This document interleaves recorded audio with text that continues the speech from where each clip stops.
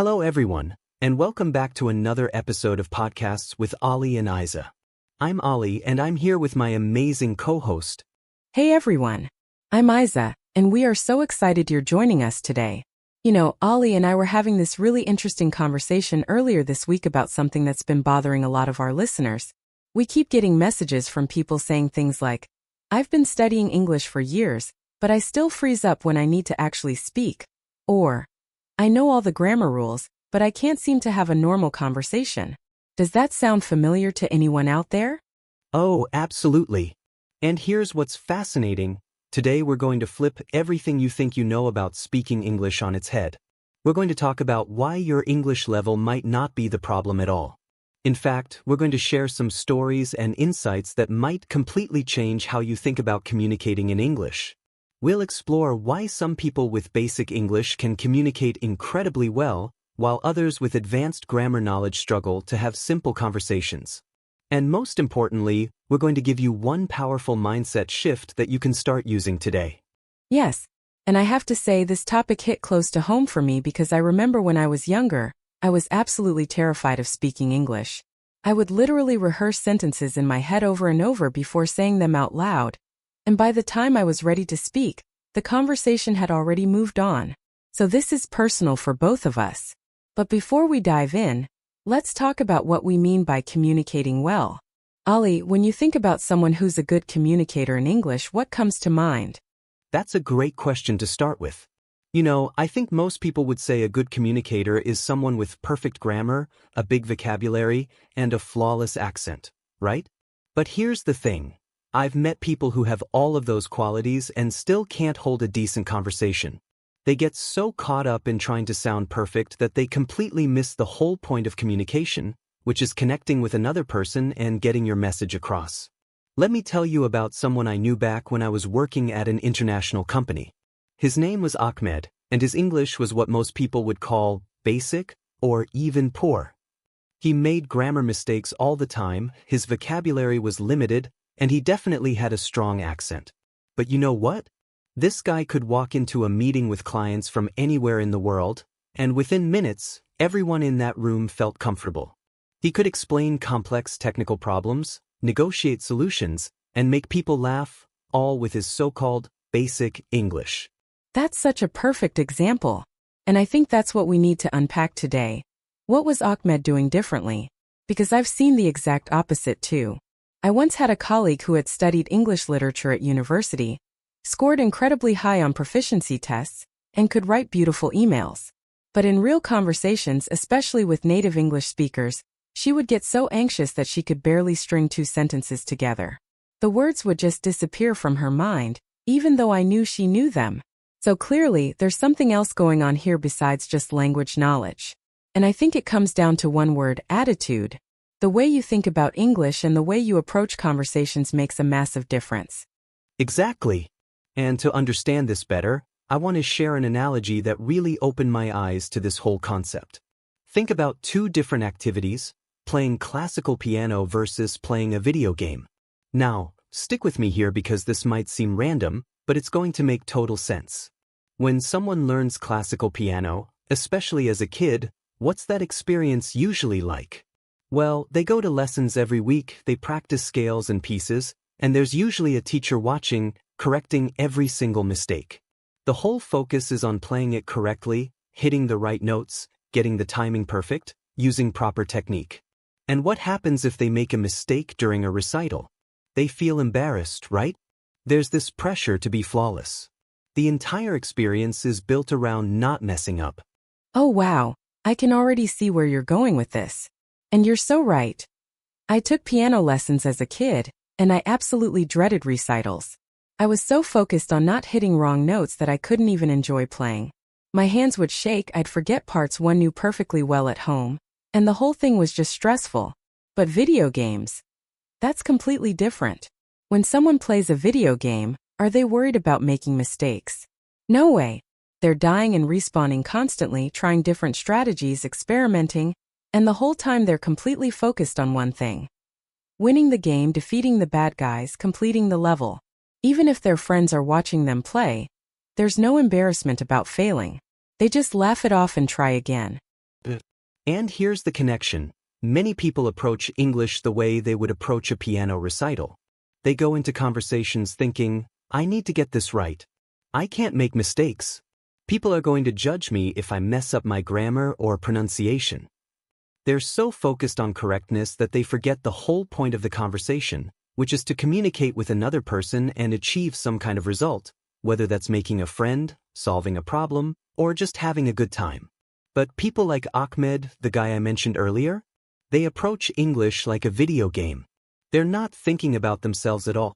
They're completely focused on the other person and what they want to accomplish in that conversation. They're thinking, how can I help this person understand me? How can I get my point across? How can I solve this problem together? And that makes all the difference in the world. This is such a powerful way to think about it. And I want to share a real story that illustrates this perfectly, something that happened to me just last month. I was at a customer service counter trying to return a product, and there were two employees helping customers. The first person I spoke to had obviously studied English quite seriously. She used complex sentence structures, formal vocabulary, and her grammar was nearly perfect. But when I explained my issue, she got so caught up in trying to phrase her responses correctly that she kept going in circles. She'd start to explain something, then stop herself to rephrase it more properly, then get confused about what she was saying. After 5 minutes, I honestly had no idea if I could return my item or not. Then her colleague came over, a young woman whose English was much more basic. She made grammar mistakes, mixed up tenses, and sometimes used local slang words mixed into her English. But you know what happened? She looked me right in the eye, listened carefully to my problem, and within 2 minutes had completely solved my issue. She asked simple, direct questions like, you buy when? And receipt got or not? And want money back or change product? Clear, effective, problem solved. That's the perfect real-world example. And this brings us to a really important point about what English actually is in today's world. Here's a fact that might surprise some of you, and this is actually based on real research. For every native English speaker in the world, there are about 5 non-native speakers. And if you were to listen to all the English conversations happening right now across the planet, roughly 96% of those conversations involve at least one non-native speaker. Most English conversations today are between people who both learned English as a second or third or fourth language. So this idea that you need to sound like someone from London or New York or Sydney, it's completely outdated. English isn't owned by native speakers anymore. It's a global tool that belongs to everyone who uses it. That's so liberating when you really think about it. English today is not some sacred art form that you have to master perfectly. It's simply a tool for getting things done. Making friends, doing business, sharing ideas, traveling, learning. And like any tool, what matters is whether it works, not whether it's shiny and perfect. Let me give you another example. Imagine you need to hammer a nail into a wall. Would you spend an hour polishing your hammer and making sure you're holding it in the textbook perfect way? Or would you just pick it up and hammer the nail in, focusing on getting the job done? That's what English should be like. Absolutely. And yet, when we look at how English is taught in most schools around the world, it's still treated like that art form to be mastered rather than a tool to be used. Students are often judged more on correctness than on whether they actually communicated their message effectively. I remember seeing exam papers where students clearly understood a reading passage and gave thoughtful answers, but they got marked down because they misspelled one word or forgot to add an S to make a verb plural. In the real world, who cares about that missing S if your message was clear and you achieved what you needed to achieve? But here's the problem. People carry that school mentality into their adult lives. They bring that fear of making mistakes, that constant self-judgment, into their work meetings, their social conversations, their everyday interactions. And what happens? Their brains basically overload and shut down. Oh, I've experienced that brain shutdown so many times. Let me explain what this feels like for those of you who might be going through it. You're in a conversation, maybe at work or meeting someone new, and you're trying to do two things at once. You're trying to understand what the other person is saying and trying to figure out how to respond correctly with perfect grammar. Your brain simply cannot handle both tasks well at the same time. So what happens? First, your listening suffers. The other person is talking to you, but you're so busy in your head rehearsing how you'll respond that you miss half of what they said. Then you have to ask them to repeat themselves, which makes you more nervous. Second, your speaking gets worse. Words and phrases that you definitely know just vanish from your mind. It's like your vocabulary decides to take a vacation right when you need it most. You end up using much simpler language than you're actually capable of, or you just go blank completely. And third, and this is the worst part, your confidence disappears. You start doubting yourself, wondering if you sound stupid, imagining that the other person is judging you. And the person you're talking to might even misinterpret your lack of fluency as a lack of competence or knowledge, which isn't true at all. That three-part breakdown is spot on, and I think everyone listening has probably experienced at least one of those symptoms. But here's the good news, there's a simple solution. Well, simple to understand, though it might take some practice to implement. Are you ready for this?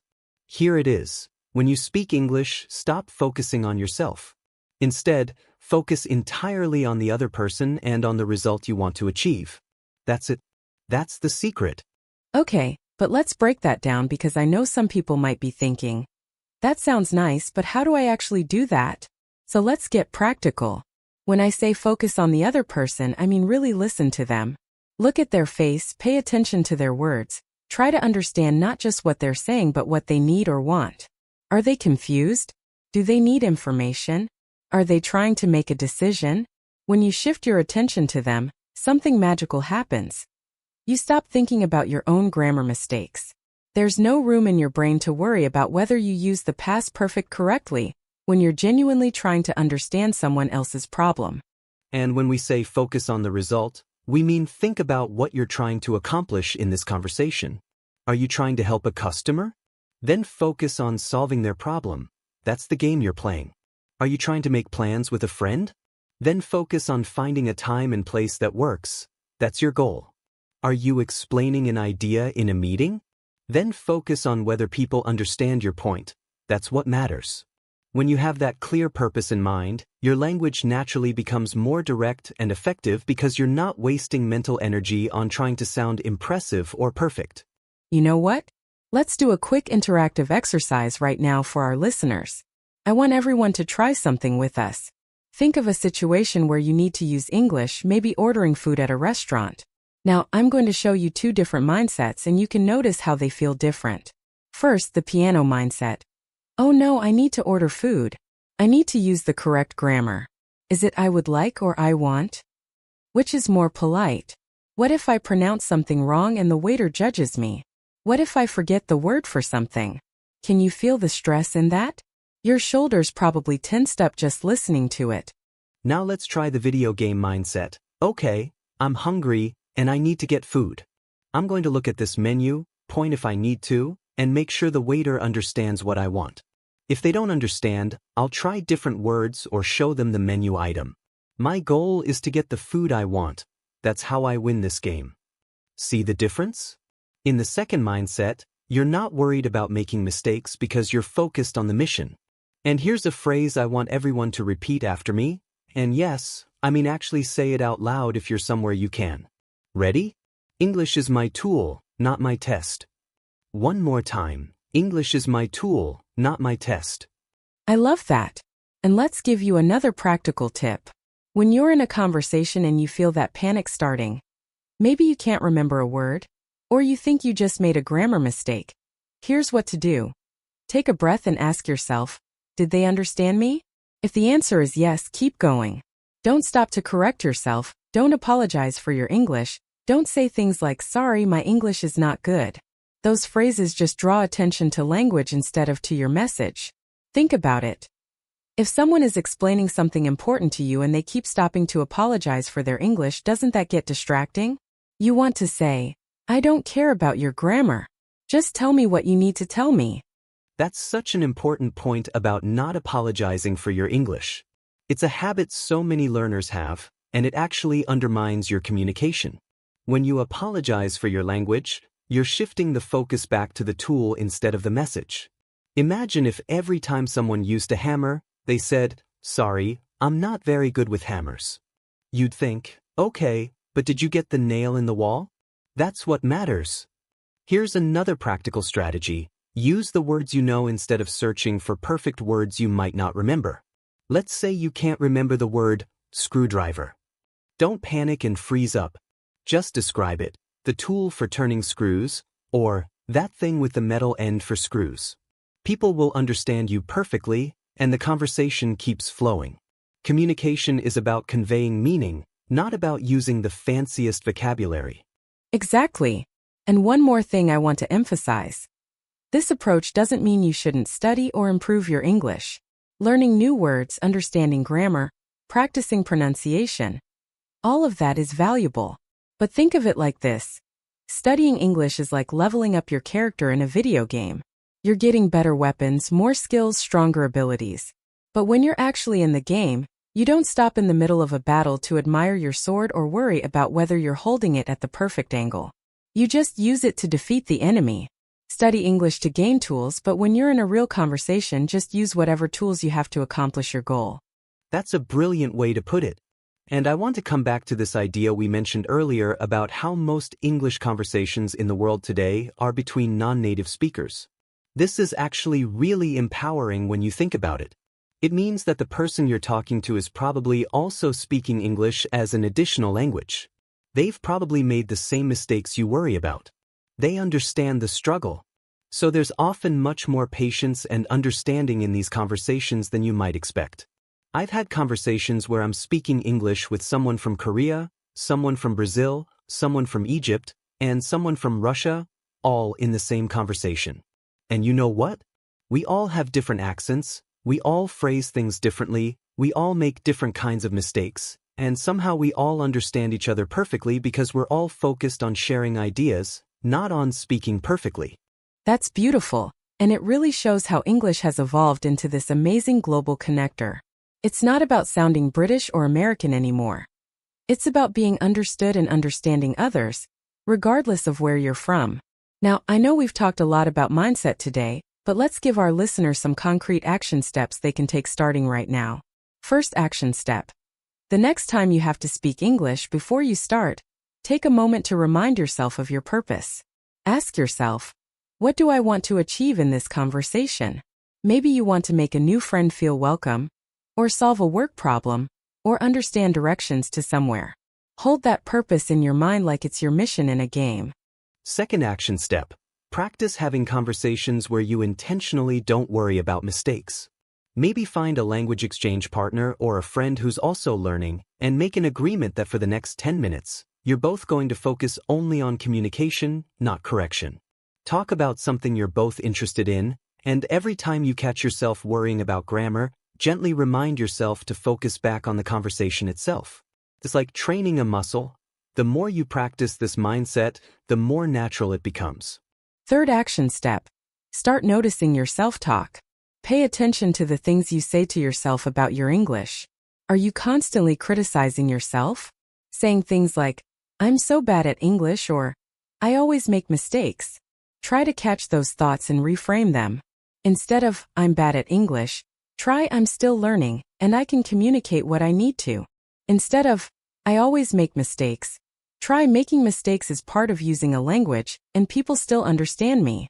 The way you talk to yourself really does affect your confidence and performance. And here's a fourth bonus tip. Consume English content that interests you, not just educational content. Watch shows you genuinely enjoy, listen to podcasts about topics you care about, read articles or books that fascinate you. When you're engaged with interesting content, you're learning English the natural way, through exposure and enjoyment, rather than through stress and forced memorization. Plus, you'll pick up natural expressions and conversational patterns that textbooks often miss. All of this brings us back to where we started today. Your English level is not the main thing holding you back from good communication. Yes, learning vocabulary and grammar helps, and you should keep studying. But the real game changer is shifting your attitude from, I need to be perfect, to, I need to connect and achieve my goal. Think about all those people out there with basic English who communicate beautifully. They're not worried about perfection. They're focused on the person in front of them and on getting results. And you can be one of those people starting today at whatever level your English is right now. You know, as we wrap up today's episode, I want you all to imagine something with me. Imagine a world where everyone who speaks English as an additional language has that quiet confidence we've been talking about. where people aren't paralyzed by fear of mistakes, where conversations flow naturally, where the focus is on ideas and connections rather than on perfect grammar. That world is absolutely possible, and it starts with each person making this mindset shift. You don't need permission to speak English confidently. You don't need to wait until your English is perfect. Spoiler alert, it will never feel perfect. You can start right now in your next conversation by simply focusing on the other person and your purpose. That's so true, Ollie. And I want to end with this thought. English belongs to you. It's not owned by native speakers or by grammar books or by some perfect standard you saw in a movie. Every time you use English to make a friend, help someone, share an idea, solve a problem, or even just order your favorite food, you're proving that English is working for you. It's your tool and you have every right to use it however you need to with whatever level you currently have. So go out there and play the game. Focus on connecting, on achieving, on enjoying your conversations. Let the mistakes happen. They're just part of the process. What matters is that you're communicating, you're connecting, and you're getting things done. Absolutely. And remember, we love hearing from you all. If today's episode resonated with you, or if you try this mindset shift and notice a difference in your conversations, send us a message. Share your stories, your challenges, your victories. We're all in this learning journey together, and your experiences help other listeners too. You can find us on all our social media platforms. Just search for Podcasts with Ollie and Aiza. And before we go, let me leave you with one final thought. The next time you're about to speak English and you feel that familiar nervousness creeping in, remember, you're not performing on a stage where judges are scoring your grammar. You're playing a game where the only thing that matters is achieving your goal and connecting with another human being. You've got this. Thank you so much for spending this time with us today. Keep practicing, keep connecting, and most importantly, keep being brave enough to speak. Thanks, everyone. Until next time, keep learning, keep growing, and remember, English is your tool, not your test. Take care.